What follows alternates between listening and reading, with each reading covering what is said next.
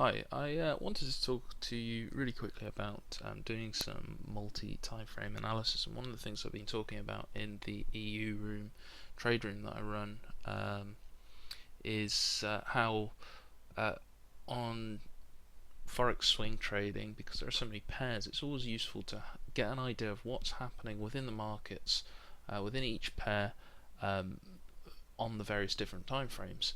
Now you can see here I've got a forex pair.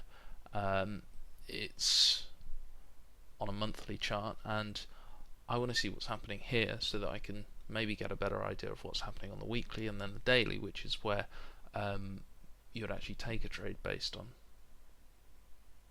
So if I have a look at this monthly chart, and then I would look onto the weekly chart, what's happening there, whereabouts we are within various phases of the market, and I'd go onto the daily and do the same thing.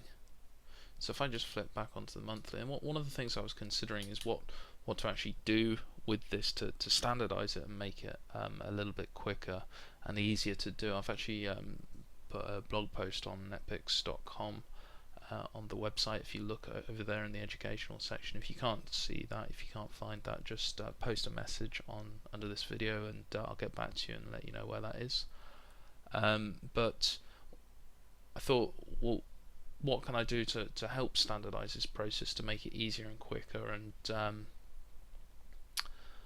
just one of those things that becomes maybe more second nature to people. And I thought, well, what I'll do is I'll just do a really simple sheet.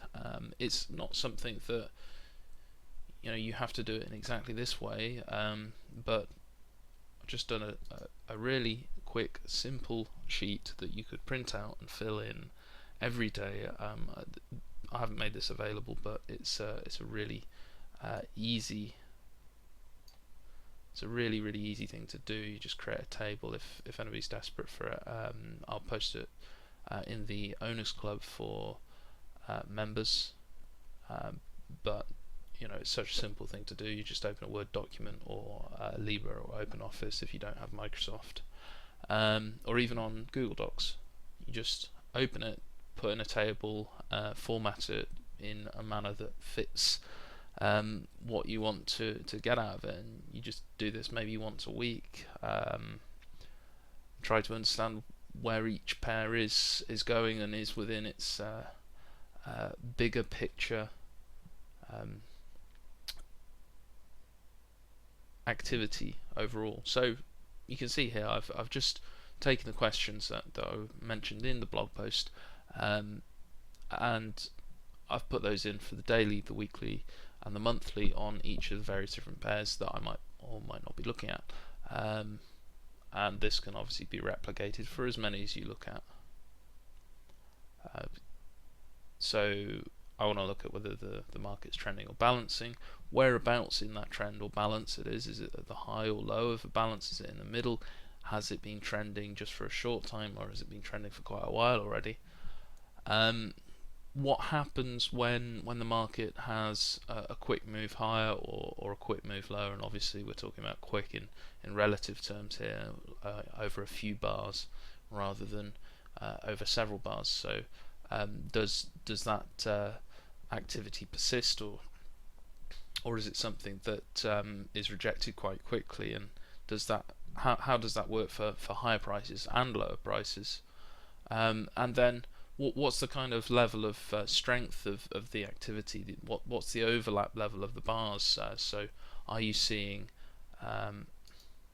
lots of sideways? Well, not necessarily sideways, but you seeing lots of overlapped bars within a trend, even, or sideways, or are you seeing lots of this kind of thing where there are stretched out bars that they really don't trade much within the prior day's range?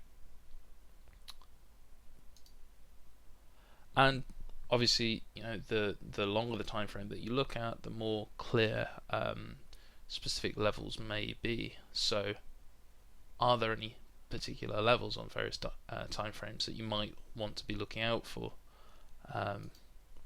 For example, a big high like this on a monthly, or a big low just generally looking out for very clear swings to understand where you may want to just see if there's a reaction first if you get a setup near that level. And then of course not only that, and I did forget to put this in actually, apologize, so just add this in as we speak.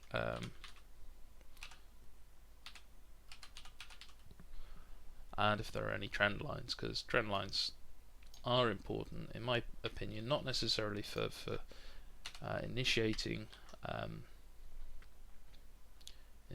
trades, but certainly for gauging the market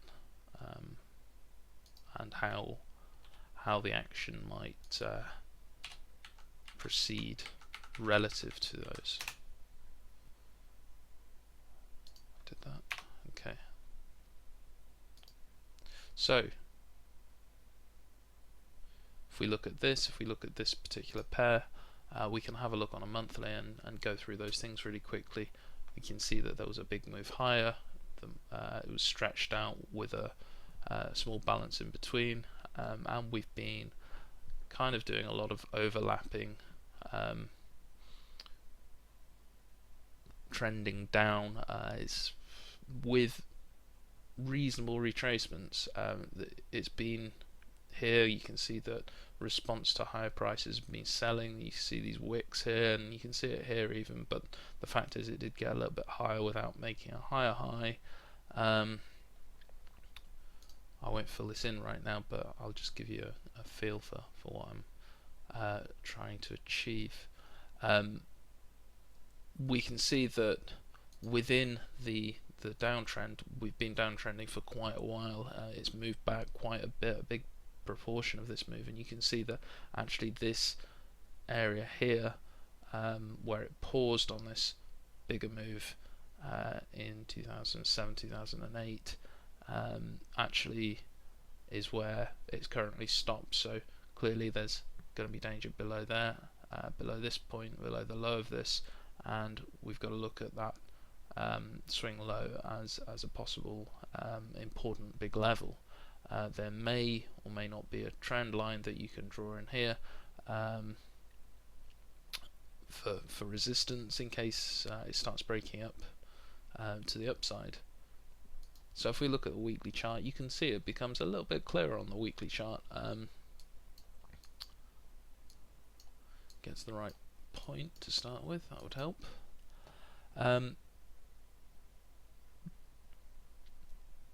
We've been trending down overall.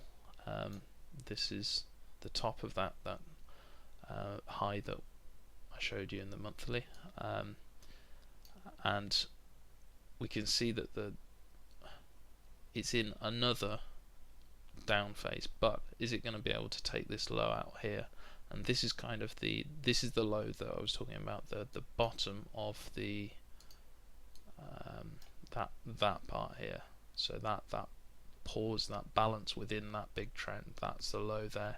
So this is really key for this market, I think, potentially going forward,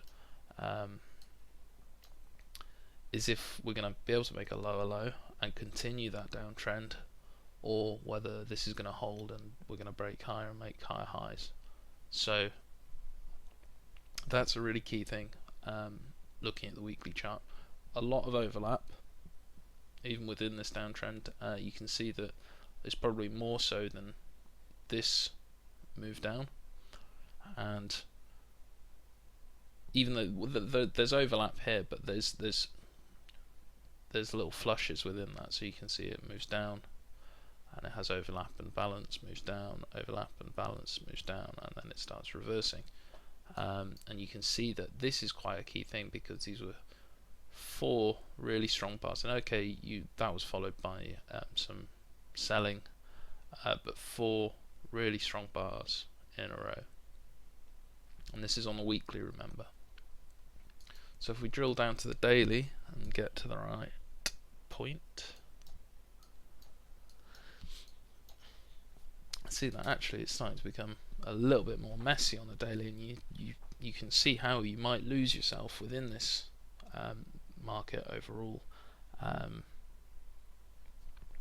Basically, you can see that it is downtrending, but there's a lot of mess in between.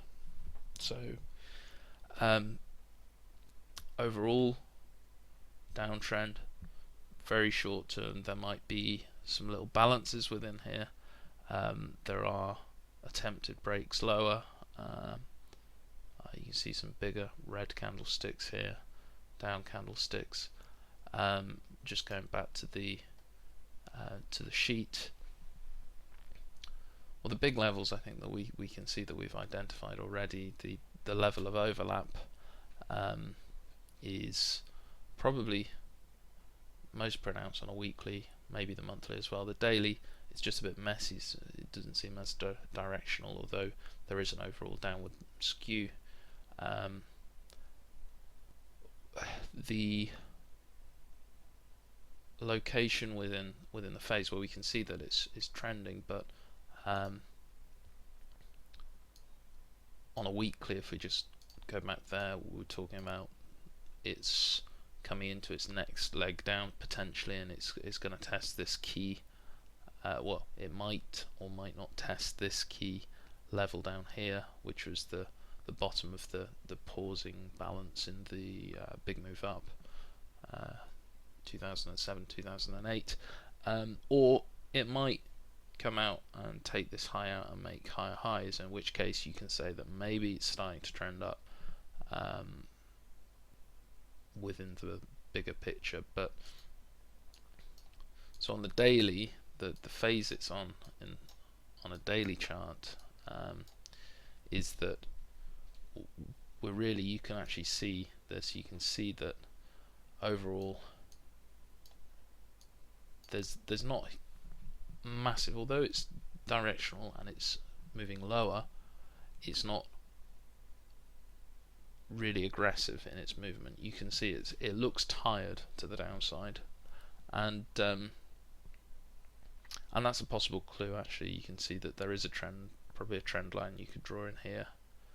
I won't bother drawing one in yet, but you can see that. So what I would do is use that information to understand where exactly I may or may not get into a trade, trades to avoid, trades to be more confident with, and look for those key tests of the higher high here, or taking this price out here, which would end up being an important boundary for the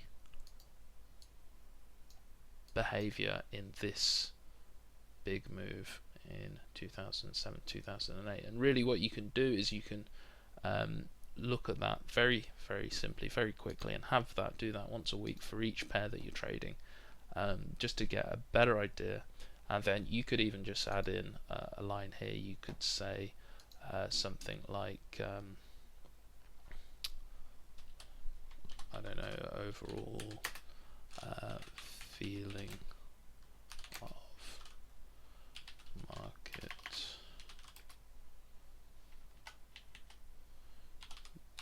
behavior, something like that, and you can just write like a quick one line for each pair.